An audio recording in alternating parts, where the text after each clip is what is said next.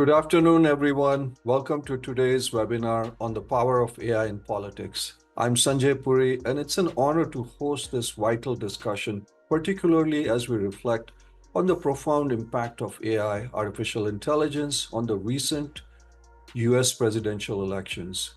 This webinar is brought to you by Regulating AI, a nonprofit organization committed to creating a world where AI serves the greater good, guided by ethical principles and a shared commitment to innovate responsibly.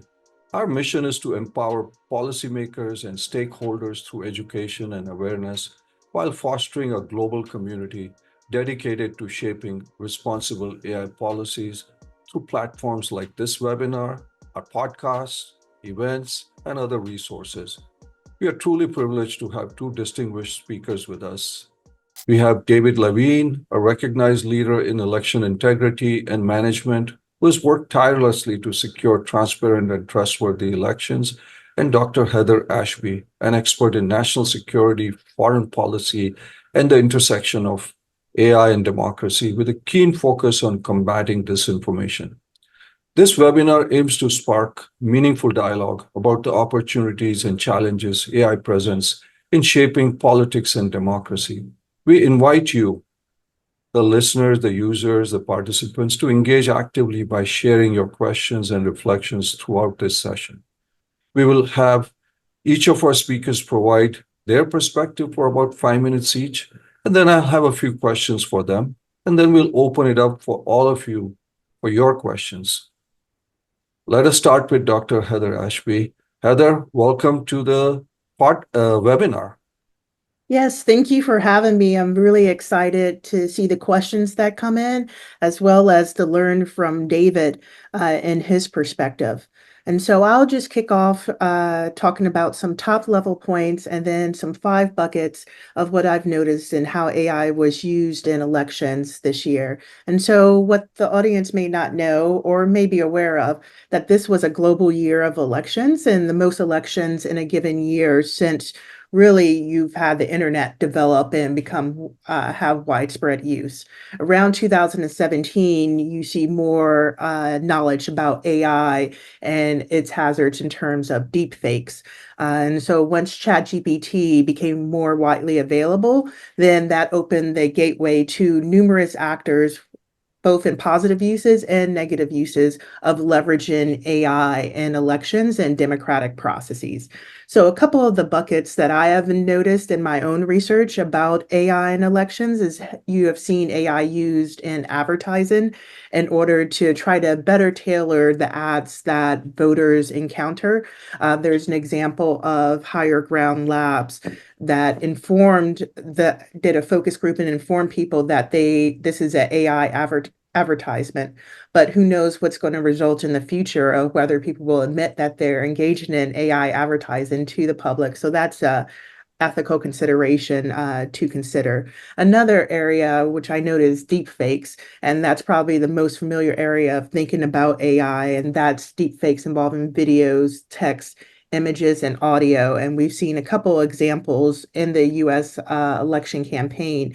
One that doesn't receive as much attention as opposed to like the Biden robocall that happened in New Hampshire during the primary was that DeSantis during the Republican primary released a deep fake image of Trump hugging Dr. Fauci in order to try to sway voters and give this impression of a strong relationship between those two to appeal to voters who may have been have some negative feelings about COVID or Dr. Fauci.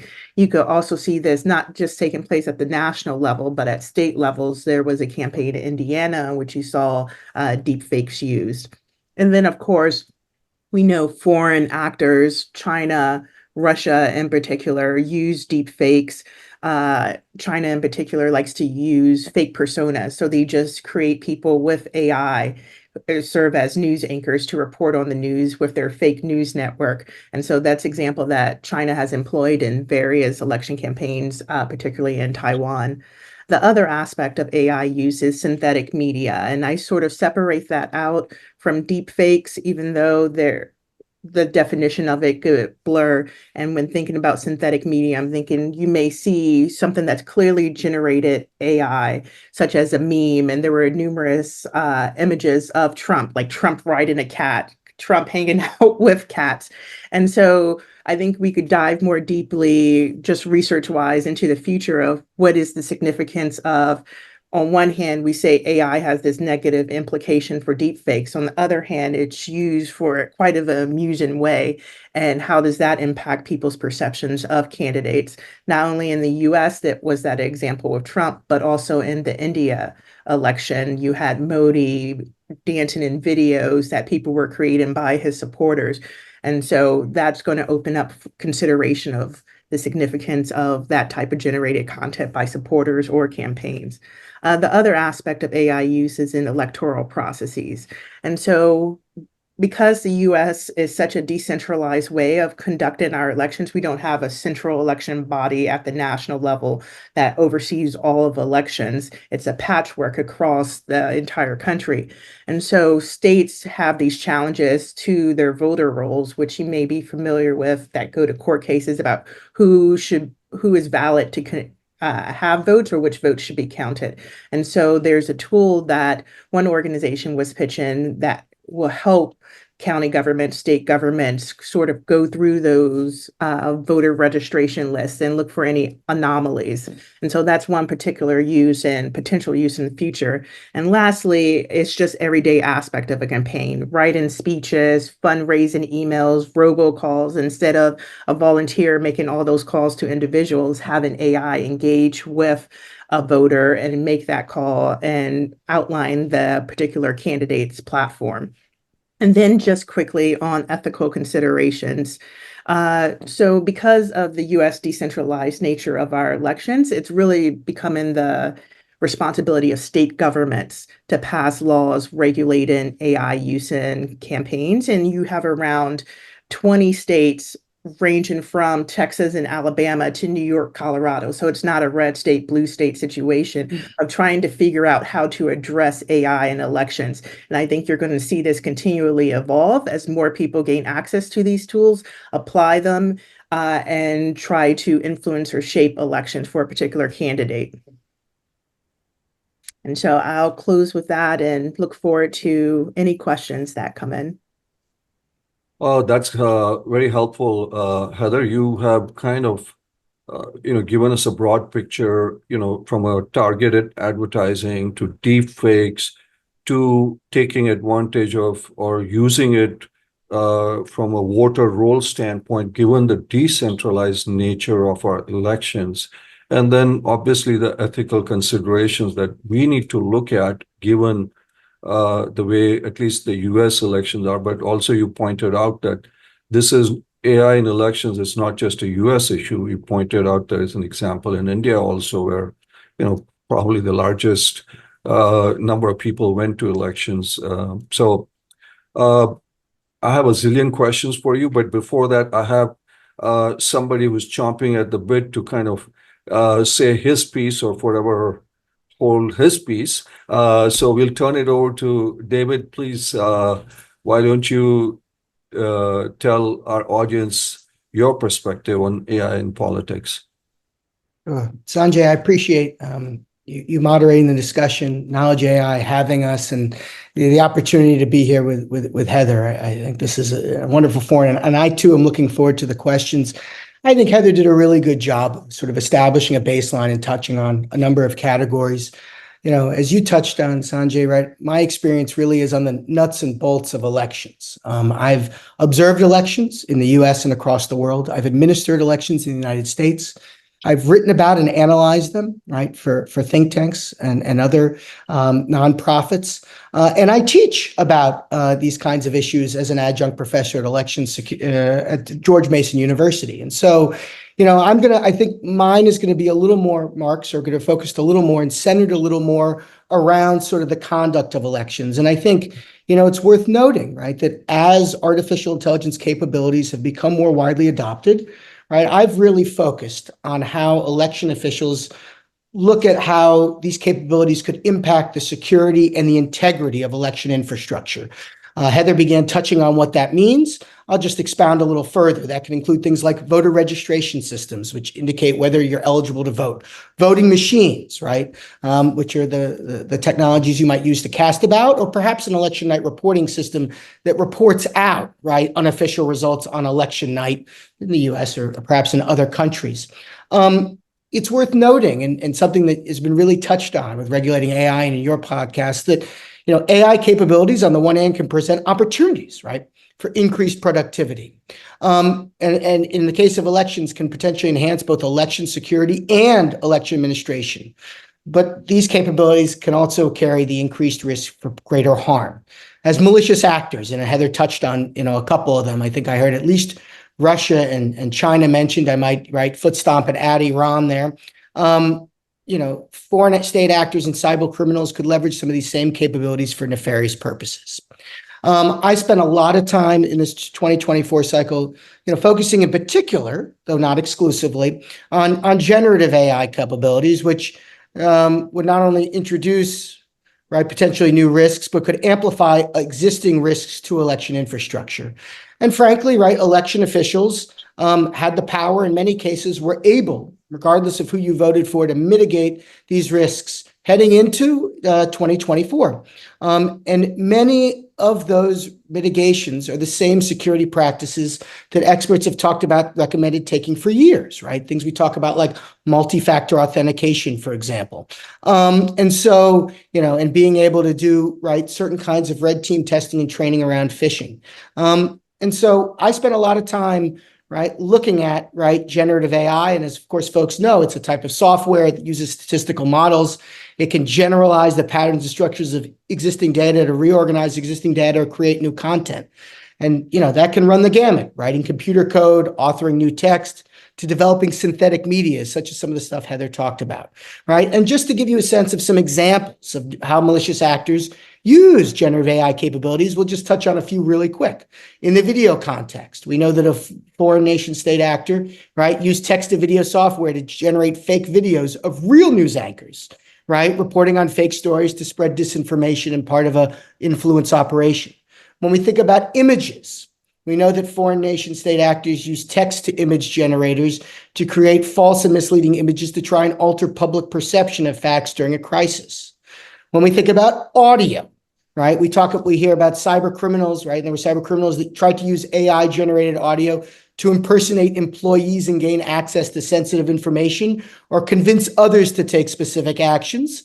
And when we talk about text, text-to-text, large language models, we know that there were foreign nation state actors that used AI-generated text to enhance covert foreign influence operations with grammatically correct English language content, and lower marginal costs. And of course, that's a really important thing because, of course, prior, to AI, one of the ways that I think was common to sometimes spot foreign influence campaigns was to see, whether messages were perhaps written crudely, and therefore be able to sort of get after that. And so, we saw basically malicious actors using, generative AI tools, to reduce costs, increase the scale of cyber incidents, as well as foreign influence operations.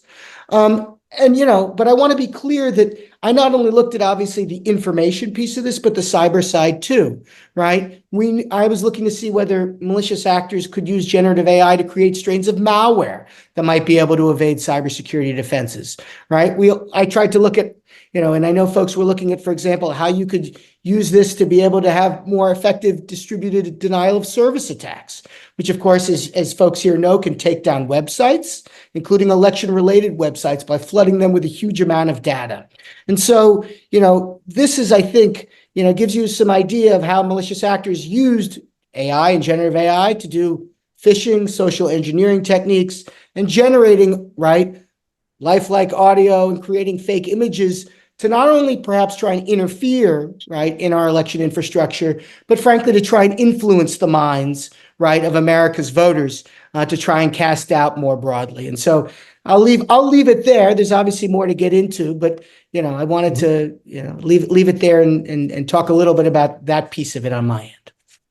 No, that's great, David. Thanks so much. What I think you're kind of saying is generative AI or AI per se gives the ability to, especially bad actors, whether they are foreign actors or any other actors, the speed, the scale, and the cost. What could take several hundred people to do, one person, maybe with a few keystrokes, whether it's text to video or text to text or audio, can do now. And that obviously is a very, very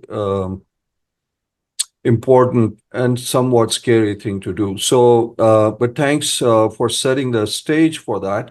Let me open it up with, as I said, it brings to my mind several questions that have come, and I'll start with Heather a little bit. Heather, it's been 2 weeks or less that we had our elections. Do you think disinformation had an impact on the recent elections? And can you share some insights how AI, exacerbates disinformation? What steps can we take to combat it? Yeah, I think the challenge that AI posed to the election is that it opens the field to a variety of actors to use it. And so anyone could generate a deep fake audio, text, image. And then there are so many social media messaging platforms, even though we often focus on like Twitter, Instagram, Facebook, but there are more than that.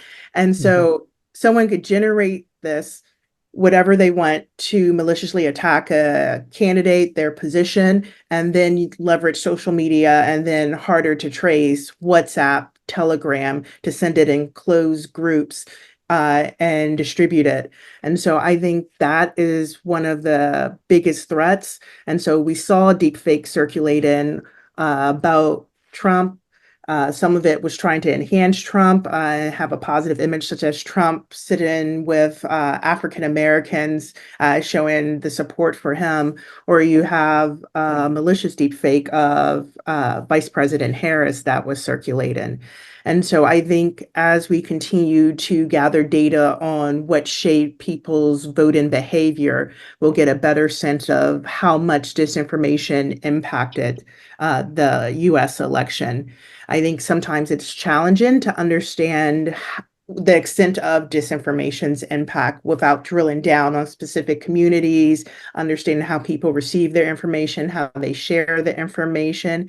And so this isn't to minimize the threat. I think collaborative efforts among researchers, technology companies, and civil society are so key. But more broadly, how to combat this is a whole of society approach. I think the challenge is that we often leave it to the individual of how can I spot false and misleading content. And that while that's important, we need to remember that education is so important.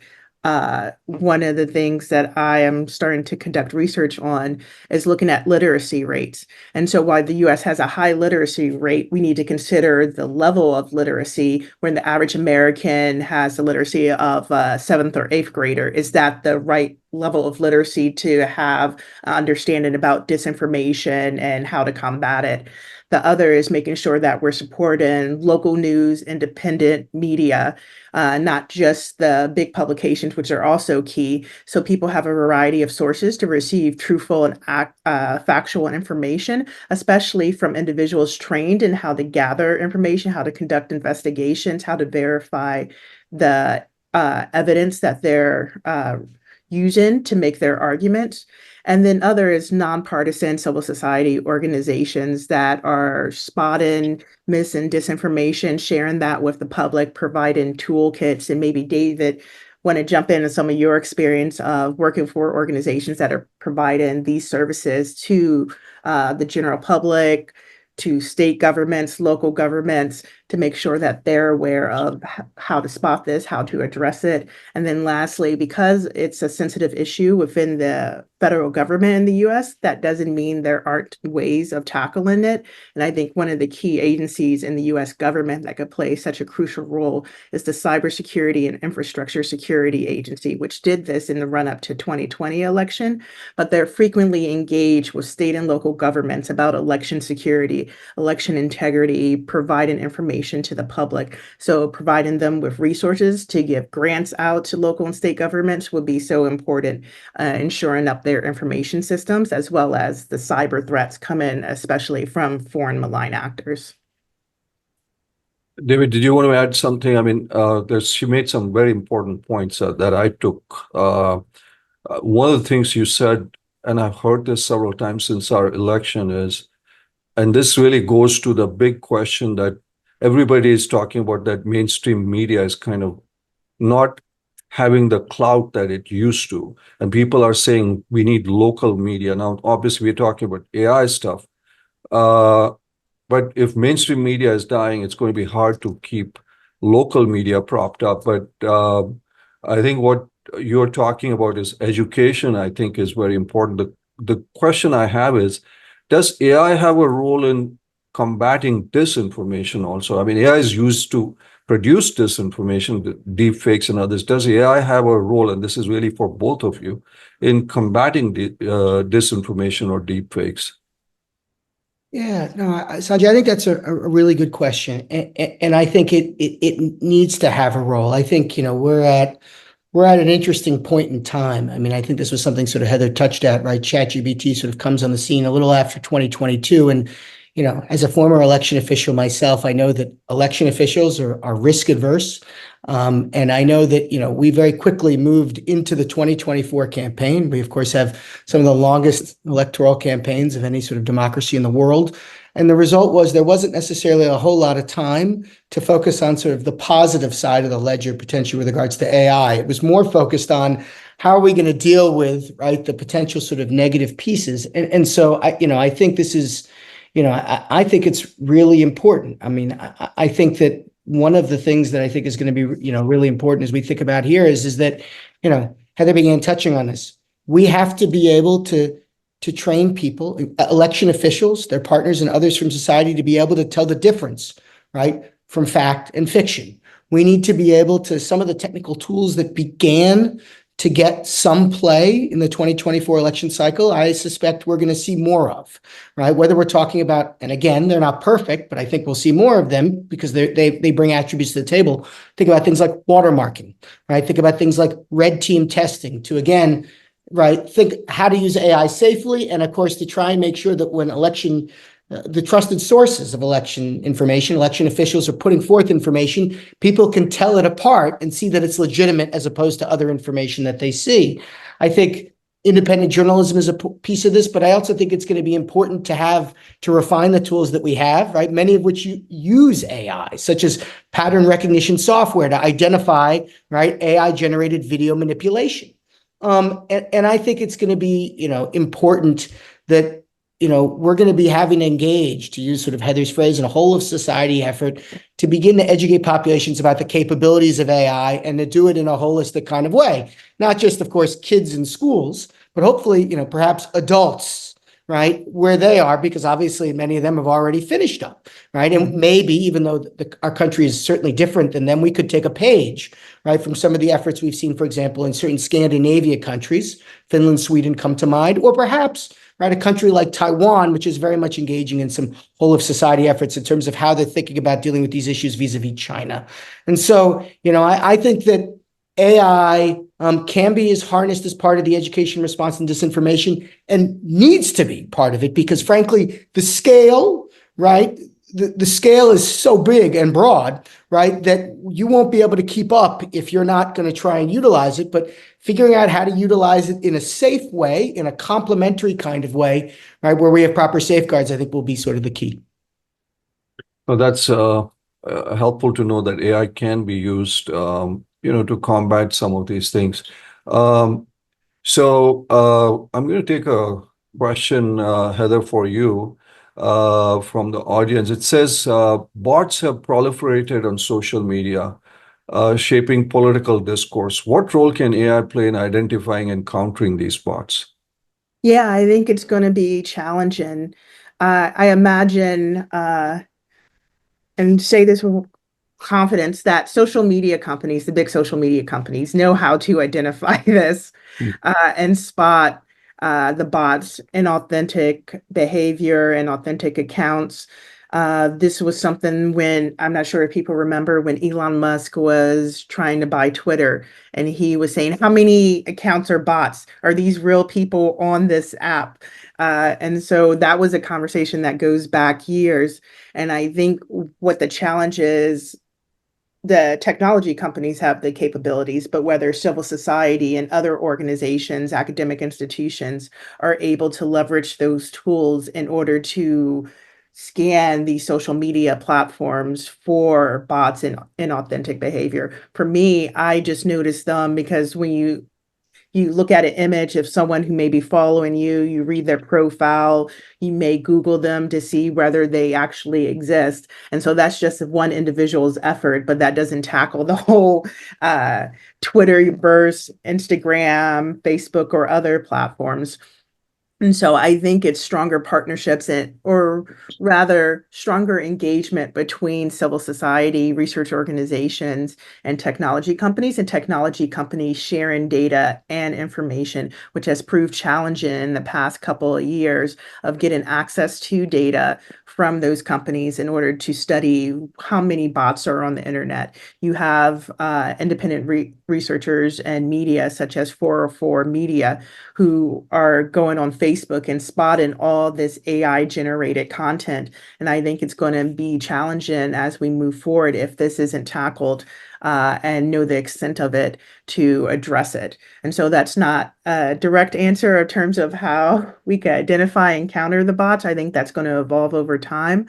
But I think what's key is also fact-checking associations, being a part of them. You have the content authenticity initiative with Adobe and bringing in others. Like you could sign up for that on your own. You don't need to be part of an organization. You could attend their events, see their research. And so there's individual and greater collaborative efforts, which will be key as we think, even though we just came out of an election, we already have to prepare for the midterms that are coming in 2 years and then another presidential election in 4 years.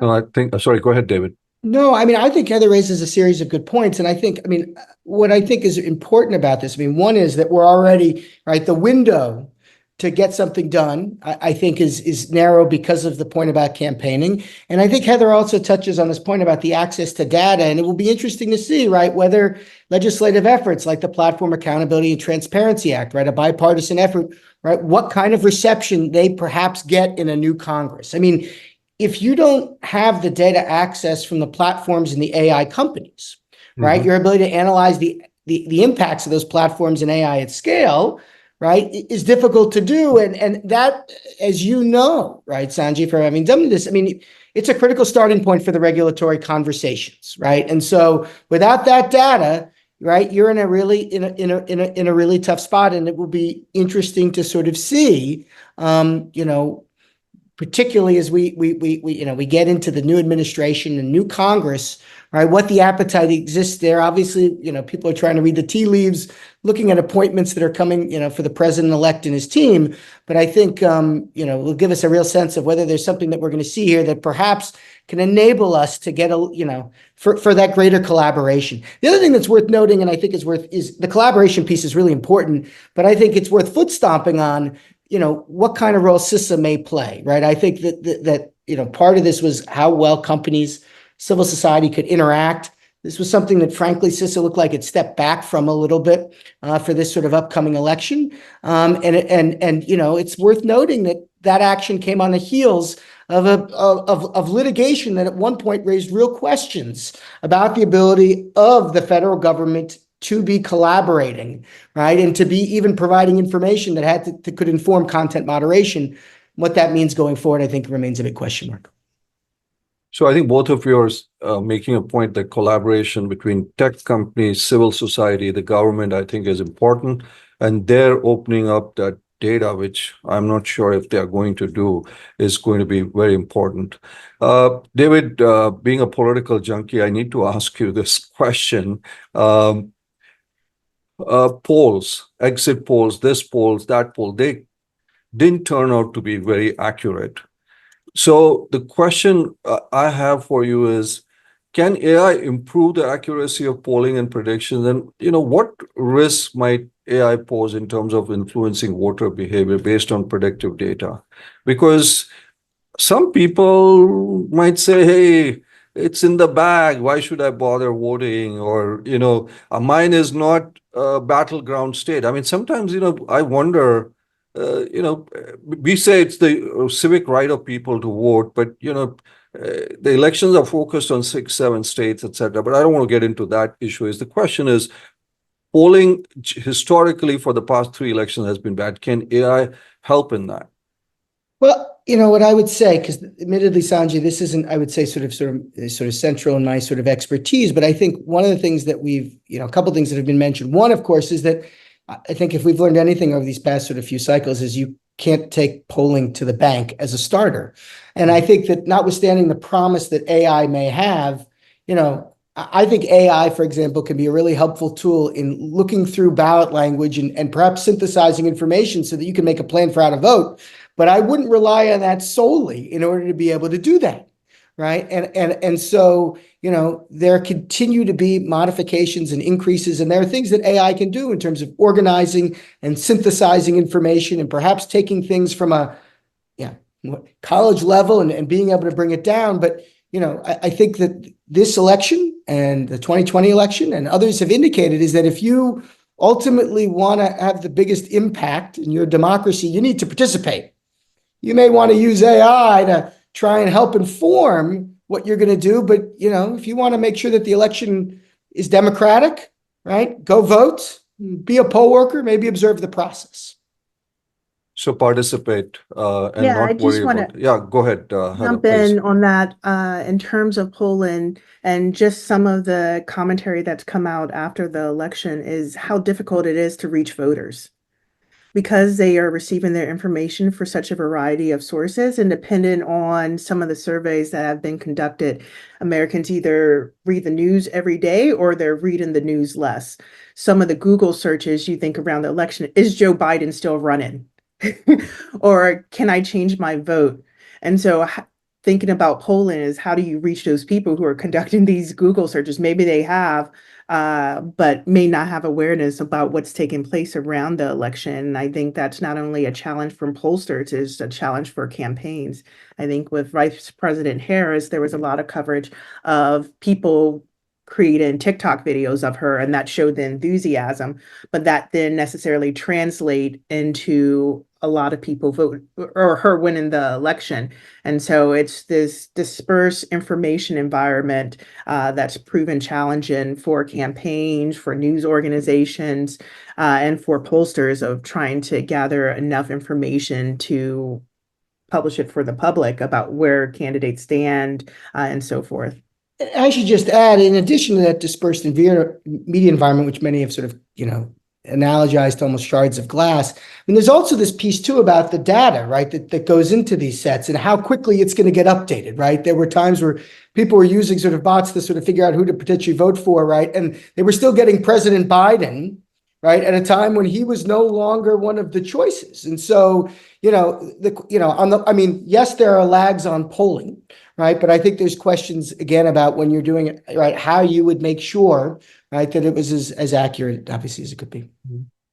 One of the user questions has come in is about how can US collaborate internationally on AI and election security, and what challenges exist in aligning on this front? Is there collaboration possible? I mean, are there lessons that we can learn from others? I don't know. This is a question to you in terms of AI and election security. Are other countries facing this kind of situation? You mentioned Taiwan, etc., David. So are there any countries that have kind of got this down pat, so to speak? Yeah. I mean, I can start. I'd be interested in Heather's thoughts as well. I think, there are, right? I mean, there are mechanisms, whether it's, coming through Stratcom or NATO or the Five Eyes, where we're beginning to see, right, this kind of thing, particularly when we're talking about the foreign space. It gets a little more complicated, I think, in the domestic context. But I do believe that, there are efforts that where democracies are attempting to sort of learn from each other. And I think that's frankly critical that happens, right? I think that, as we've sort of seen, right, Russia, has demonstrated, remains perhaps the biggest threat to interfere in American elections, right? And that includes not just sort of regards to sort of historical methods of attack, but also being able to use AI to help with that. And the way that you sort of learn what's going on, right, in part is by talking to your allies. The US was given a heads up about Russian interference in 2016 because of tips it got from the Netherlands. And so it is really important, right, to sort of, have that collaboration going on. And I think some of this is about, again, I'll give you an example. Sweden, right, has it's now, what is it called? Psychological Defense Agency. It used to be known as MSB, right, that was doing a lot with dealing with hybrid operations that a lot of its European counterparts are beginning to mirror in an effort to try and get ahead of disinformation related efforts, including ones that are enabled by AI. So I think it's important to be able to talk to others about not only lessons learned, but sort of best practices. Well, Yeah, that's go ahead, Heather. Jump in that the Organization of Security Cooperation in Europe, one of their key platforms that came about during the Cold War, one is the Copenhagen document that outlines collaboration and agreement by countries that are part of the OSCE, which is Europe, but also former Soviet states. And you have to imagine Russia, leading the Soviet Union, signed this document that talked about having fair, open elections and committing to it. But one of the aspects that emerged out of the OSCE is election observation. And so the US signed that document, is still part of the OSCE. And so that allows international election observers from the OSCE to observe US elections. And of course, it depends on the state of having international election observers. So that's another way of thinking about collaboration. You also think of the United Nations that the US is a part of, even though there are some challenges there of UN engages in election observation, provides information to various countries on election security, election integrity, information integrity. And so they have a tool that they use, an AI tool that helps with fact checking, that they then deploy to countries in an election environment to help them with fact checking. And so that's not necessarily the US, but just thinking more broadly of how, and with the OSCE example, the US is collaborating, international institutions are thinking about leveraging AI and engage in ways of broadcasting and trying to attach democratic values to election security and election integrity. So there are opportunities to obviously collaborate here, Heather. David, one of the questions from the audience is, what innovations in AI can help secure election infrastructure, particularly at the local level where resources are limited? You kind of talked a little bit about that, but maybe can you amplify this for our viewers? Sure. So I think that a number of the things that are being done by election officials have taken on greater importance, right, as a result of this. So one is, and we're seeing more officials do this, is that they have what amounts to sort of manual or backup processes so that if the infrastructure goes down, right, they're still able to conduct the election. So we now are up to about 97 or 98% of registered voters that vote on a paper-based, right, that have a paper receipt or a paper ballot. And that matters because if there were an AI-enabled cyber attack, right, for example, on a piece of voting equipment, there would still be a way to count those votes. We know that election officials are adopting stronger chain of custody protocols, and that's really important, right? If you have cameras that are, on 24/7 where you have your critical infrastructure like your voting machines, that's really important to be able to detect potential insider threats, right? And that, of course, can help prevent somebody from being able to tamper with equipment that could perhaps impact the outcome of the election. And then the third piece, and there are obviously other things, is that we now, increasing numbers of states, have what are post-election audits, right, which is the ability to validate, right, the results and the outcome. And that's taken together really important, right? Somebody goes to vote, they use a piece of paper. In most cases, they put it through a scanner. You can still, if it gets secured and brought to the office and then it gets tabulated and then it gets recounted again and there are eyes on it all the way through, even if there's a problem with a voting machine and malware is inserted on it, even if there's a DDoS attack or if there's a phishing scam that impacts the election management software, you have a way of being able to recount those pieces of paper. So I know it makes me sound like a bit of a Luddite here, right? But I think that having those mechanisms, those checks can help actually making sure that you're able to have some resilience in the event, right, of either a cyber intrusion, right, or even if for folks who are trying to sort of conduct an influence campaign. No, that's very, very helpful. Learned a lot from both of you. Finally, we have a lightning round of questions for you. One-word answers I'm hoping that we get for our audience. Are you both ready? Yes, you're asking a historian to be short and brief. That's challenging. Yes, remember we live in the world of TikTok or YouTube Shorts and others. So let's see how short can you get. Okay, we'll expand the one word to a lot longer one for you, Heather. Heather, greatest election threat. Now or into the future? Now and into the future. How about that? I would say complacency. So people not going out there and voting and staying updated on the news. Okay, complacency. David, you can't repeat her thing. You got to come up with something unique. What do you think is the greatest election threat? Disinformation. Disinformation. Okay. David, most potent AI disinformation tool. At the risk of being a little controversial, I'm going to go with Grok. Okay. Heather, you cannot repeat that. I would say people, because it's when they use the tool that really causes the disinformation. Okay, people, Grok and people. What's the best way, Heather, to combat fake news? Whole of society. David? Preemption, right? Preemption. Or preemptively building resilience.